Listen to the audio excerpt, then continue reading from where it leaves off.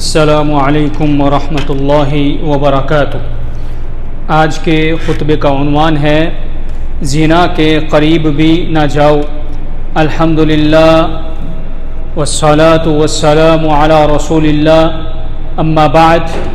بے شک تمام تعریفیں اللہ کے لیے ہیں، ہم اس کی تعریف بیان کرتے ہیں، اسی سے مدد مانگتے ہیں، اسی سے معافی طلب کرتے ہیں اور اسی کی طرف رجوع کرتے ہیں۔ جس کو اللہ ہدایت دے اسے کوئی گمراہ نہیں کر سکتا، اور جسے وہ گمراہ کر دے اسے کوئی ہدایت دینے والا نہیں۔ اور میں گواہی دیتا ہوں کہ اللہ کے سوا کوئی معبود برحق نہیں، وہ یکتا ہے، اکیلا ہے، اس کا کوئی بھی شریک نہیں۔ اور میں یہ بھی گواہی دیتا ہوں کہ جناب محمد رسول اللہ صلی اللہ علیہ وسلم اللہ تعالیٰ کے بندے اور اس کے آخری رسول ہیں۔ اللہ تعالیٰ آپ پر، آپ کی آل پر اور تمام صحابہ کرام پر ڈھیروں درود و سلامتی نازل فرمائے۔ حمد و ثنا کے بعد اے مسلمانوں، اللہ سے ڈرو اور اس کی نگرانی کا تصور کرو۔ تقوی خیر و ثواب اور برائی و عذاب سے نجات کا ذریعہ ہے۔ اللہ تعالیٰ قرآن مجید میں ارشاد فرماتے ہیں وَلَوْ أَنَّهُمْ آمَنُوا وَاتَّقَوْا لَمَثُوبَةٌ مِّنْ عِندِ اللَّهِ خَيْرٌ لَوْ كَانُوا يَعْلَمُونَ، اور اگر وہ ایمان لاتے اور تقوی اختیار کرتے تو اللہ کی طرف سے ملنے والا ثواب یقیناً بہتر ہوتا، کاش وہ جانتے۔ اے اللہ کے بندو، یہ زنا ایک نہایت قبیح اور بدترین گناہ ہے، یہ فساد کا جرثومہ ہے، بندوں اور بستیوں کی تباہی کا سبب ہے، یہ فاحشہ یعنی زنا ہے۔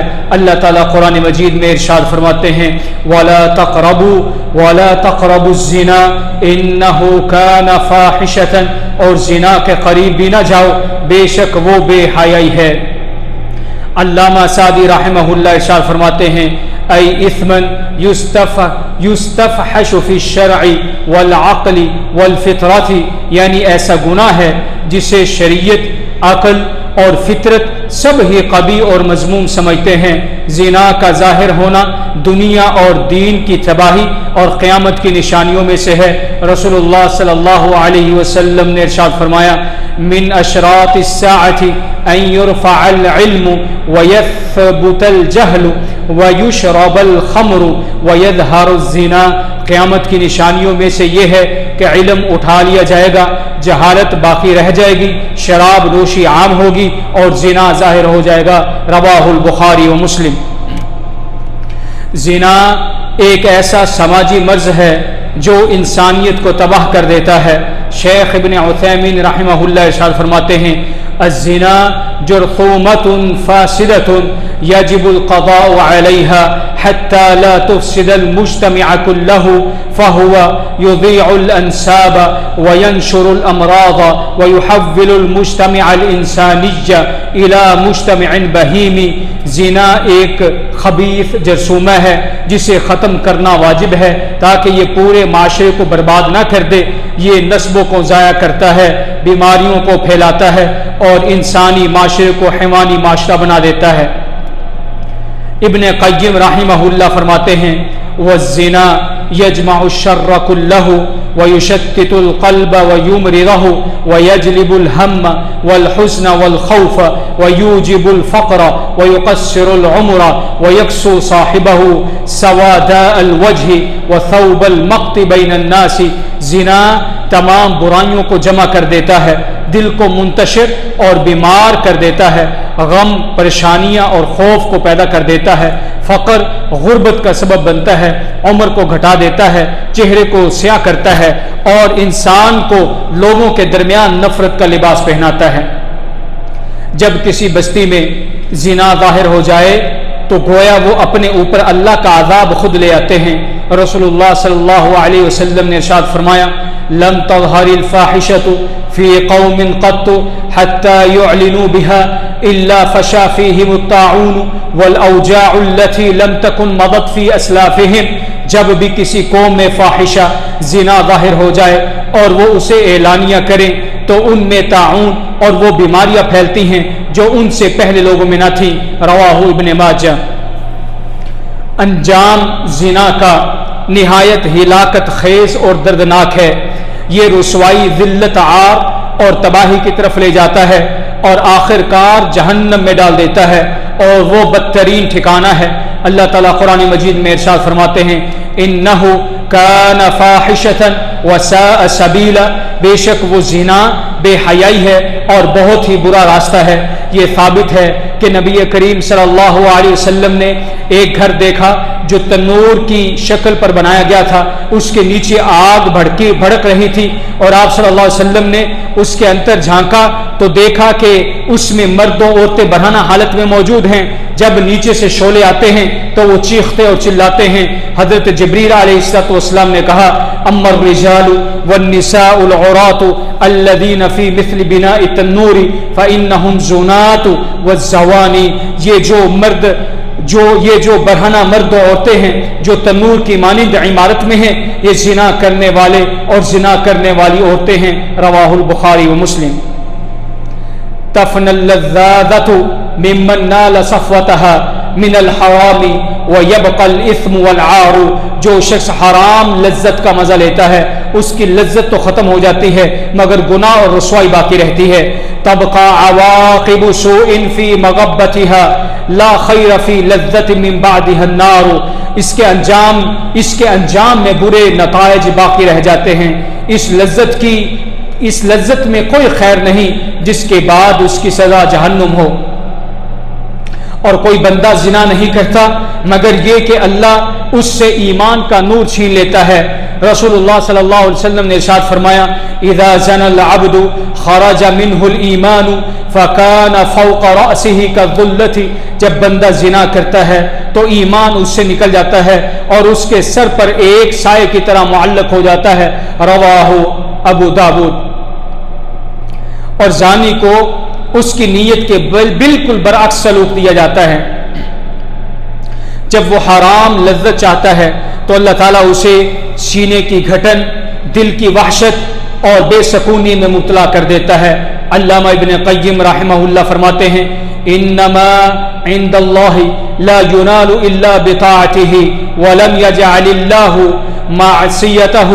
معصیته سببا الى خیر قط ولو علم الفاجر ما في العفاف من السرور والانشراح الصدر لرأى ان الذي فاته من اللذة اضعاف اضعافا، اللہ کے پاس جو کچھ ہے وہ صرف اس کی اطاعت سے ہی حاصل کیا جا سکتا ہے، اور اللہ نے کبھی بھی نافرمانی کو کسی خیر کا ذریعہ نہیں بنایا۔ اگر فاجر زناکار اس بات کو جان لے کہ عفت و پاک دامنی میں کتنی خوشی، سکون اور دل کی کشادگی ہے تو وہ دیکھے گا کہ جس لذت سے وہ محروم ہوا وہ اس خوشی کے مقابلے میں کچھ بھی نہ تھا، بلکہ اس کے کئی گنا زیادہ تھی۔ زنا کی نحوست میں سے یہ بھی ہے کہ یہ ناپاک وبا ہے، جب کسی شہر میں واقع ہوتی ہے تو اس کا نقصان سب پر چھا جاتا ہے اور اس کا خطرہ ہر طرف پھیل جاتا ہے۔ رسول اللہ صلی اللہ علیہ وسلم سے پوچھا گیا انہلک وفینا الصالحون قال نعم اذا کثر الخبث، کیا ہم ہلاک ہو جائیں گے جبکہ ہمارے درمیان نیک لوگ بھی ہوں گے؟ آپ صلی اللہ علیہ وسلم نے فرمایا ہاں، جب گندگی خبث عام ہو جائے۔ رواہ البخاری۔ علماء رحمہ اللہ نے ارشاد فرمایا الخبث اسم یجمع الزنا وغیرہ من الشر والمنکر والمقصود ان نار الزنا اذا وقعت في موضع واشتدت اکلت الرطب والیابس والطاہر والنجس ولا تفرق بین المؤمن والمنافق والمخالف والموافق۔ خبث ایک جامع لفظ ہے جو زنا اور دیگر تمام برائیوں اور منکرات کو شامل کر دیتا ہے۔ مراد یہ ہے جب زنا کی آگ کسی جگہ بھڑکتی ہے اور شدت اختیار کر لیتی ہے تو یہ تر و خشک، پاک و ناپاک سب کو جلا دیتی ہے۔ یہ نہ مومن و منافق میں فرق کرتی ہے، نہ مخالف و موافق میں۔ نبی کریم صلی اللہ علیہ وسلم نے ایسے لوگوں سے خبردار کیا جو زنا کی دعوت دیتے ہیں لیکن اس کا نام بدل کر رسول اللہ صلی اللہ علیہ وسلم نے ارشاد فرمایا لَيَكُونَنَّ مِنْ أُمَّتِي أَقْوَامٌ يَسْتَحِلُّونَ الْحِرَى وَالْحَرِيرَ وَالْخَمْرَ وَالْمَعَازِفَ وَالْحِرَى هُوَ الزِّنَا، میری امت میں کچھ لوگ ہوں گے جو زنا، ریشم، شراب اور موسیقی کو حلال کر لیں گے۔ رواہ البخاری۔ علماء رحمہ اللہ نے کہا هذا اخبار عن استحلال المحارم ولكنه بتغيير اسمائها ومن ذلك وصف الزنا بالحرية الشخصية او ممارسة الحب او الصداقة والتعارف، یہ ان لوگوں کے بارے میں پیش گوئی ہے جو حرام چیزوں کو جائز قرار دیں گے لیکن ان کے ناموں کو بدل کر مثلا زنا کو ذاتی آزادی، محبت کی مشق یا دوستی و تعریف کہہ کر اس کو کریں گے۔ لہذا انسانوں اور جنوں کے ان شیاطینوں سے ہوشیار رہو، وہ فواحش کو خوبصورت بنا کر مزین کر کے پیش کر رہے ہیں، دلکش سکرینوں کے ذریعے، دل لبھانے والے چینلز کے ذریعے اور دھوکہ دینے والی ویب سائٹ کے ذریعے۔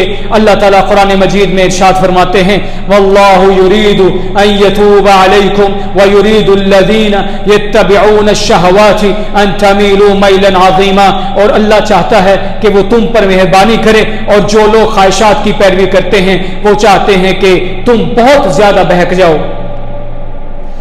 اللہ تعالیٰ نے زنا کے قریب جانے سے بھی منع فرمایا کیونکہ دل کمزور ہوتے ہیں اور شہوت بہت جلد کھینچ لیتی ہے۔ اللہ تعالیٰ قرآن مجید میں ارشاد فرماتے ہیں وَلَا تَقْرَبُوا الزِّنَا إِنَّهُ كَانَ فَاحِشَةً، اور زنا کے قریب بھی نہ جاؤ، بے شک وہ بے حیائی ہے۔ علامہ سعدی رحمہ اللہ فرماتے ہیں وَالنَّهْيُ عَنْ قُرْبَانِهِ أبلغ من النهي عن فعله لأنه يشمل النهي عن جميع مقدماته ودواعيه فإن من حام حول الحمى يوشك أن يقع فيه۔ زنا کے قریب جانے سے منع کرنا خود زنا سے منع کرنے سے بھی زیادہ بلیغ اور مؤثر ہے، کیونکہ یہ تمام ابتدائی اسباب اور اس کی طرف لے جانے والے ذرائع کو بھی شامل کرتا ہے، کیونکہ جو کوئی کسی چراہ گاہ کے گرد گھومتا ہے قریب ہے کہ وہ اس چراہ گاہ میں گر جائے۔ زنا سے بچاؤ کے اسباب میں سے ایک سبب یہ بھی ہے کہ عورتوں کا بن سور کر باہر نکلنے، چہرہ کھولنے، فتنوں، شہوتوں، فساد اور آفات کی جگہوں کے قریب جانے سے بچا جائے۔ رسول اللہ صلی اللہ علیہ وسلم نے ارشاد فرمایا العینان زناہما النظر والاذنان زناہما الاستماع واللسان زناہ الکلام والید زناہ البطش والرجل زناہ الخطا والقلب یہوى ویتمنى ویصدق ذلك الفرج ویکذبہ۔ آنکھوں کا زنا نظر ہے، کانوں کا زنا سننا ہے، زبان کا زنا بات کرنا ہے، ہاتھوں کا زنا پکڑنا، پیروں کا زنا چل کر جانا، دل خواہش کرتا ہے اور تمنا کرتا ہے، پھر شرمگاہ یا تو اسے سچا کرتی ہے یا اسے جھوٹا کر دیتی ہے۔ رواہ مسلم۔ زنا سے بچنے کے اسباب میں سے ایک اہم ذریعہ دعا بھی ہے۔ ایک نوجوان نبی کریم صلی اللہ علیہ وسلم کے پاس آیا اور عرض کیا یا رسول اللہ مجھے زنا کی اجازت دیجیے، تو آپ صلی اللہ علیہ وسلم نے اس نوجوان کے لیے دعا کی اللہم اغفر ذنبہ وطہر قلبہ وحسن فرجہ، اے اللہ اس کے گناہ معاف فرما، اس کے دل کو پاک کر دے اور اس کی شرمگاہ کی حفاظت فرما۔ تو اس کے بعد وہ نوجوان کسی چیز کی طرف دیکھتا بھی نہ تھا۔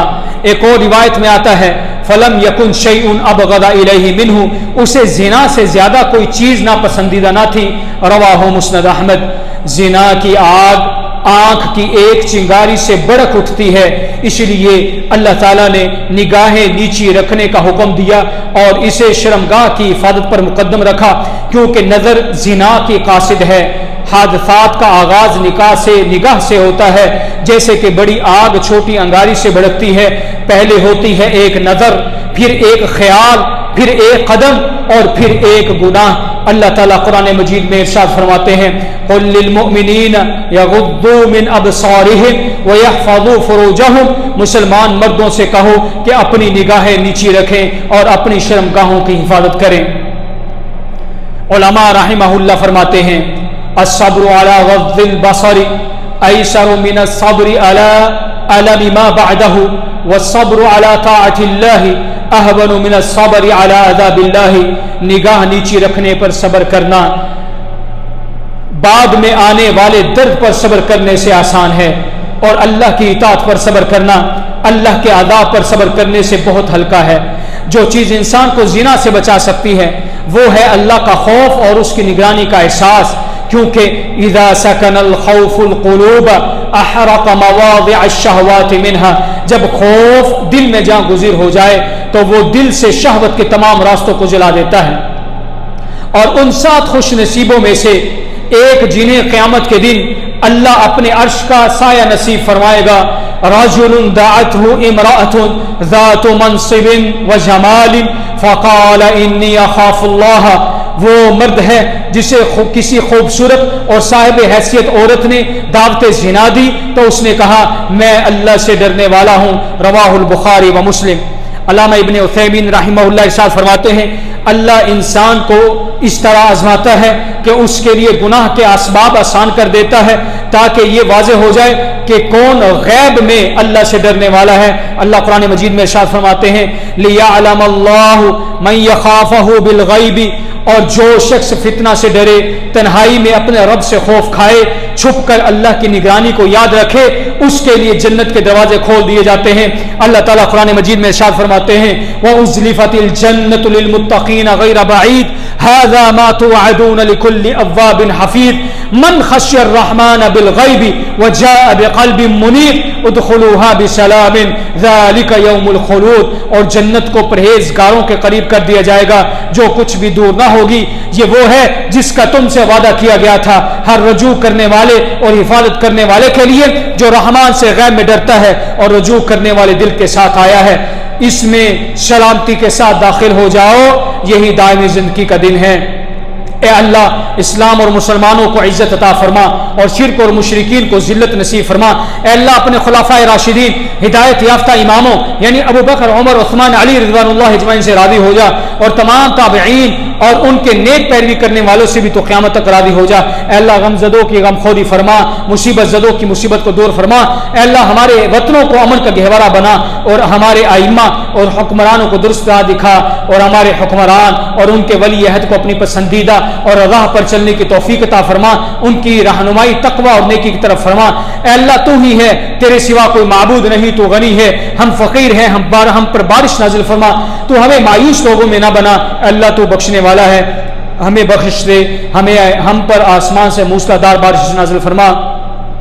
اے اللہ کے بندو ان اللہ یامر بالعدل والاحسان وایتاء ذی القربى وینہی عن الفحشاء والمنکر والبغی یعظکم لعلکم تذکرون. بے شک اللہ انصاف کا، احسان کا اور قرابت داروں کو دینے کا حکم دیتا ہے، اور بے حیائی سے، برائی سے اور ظلم سے تمہیں منع کرتا ہے. وہ تمہیں نصیحت کرتا ہے تاکہ تم نصیحت حاصل کرو. بس اللہ کا ذکر کرو، وہ تمہیں یاد رکھے گا، اور اس کی نعمتوں کا شکر ادا کرو، وہ تمہیں اور زیادہ دے گا. ولذکر اللہ اکبر واللہ یعلم ما تصنعون. اور اللہ کا ذکر سب سے بڑا ذکر ہے، اور اللہ جانتا ہے جو کچھ تم کرتے ہو.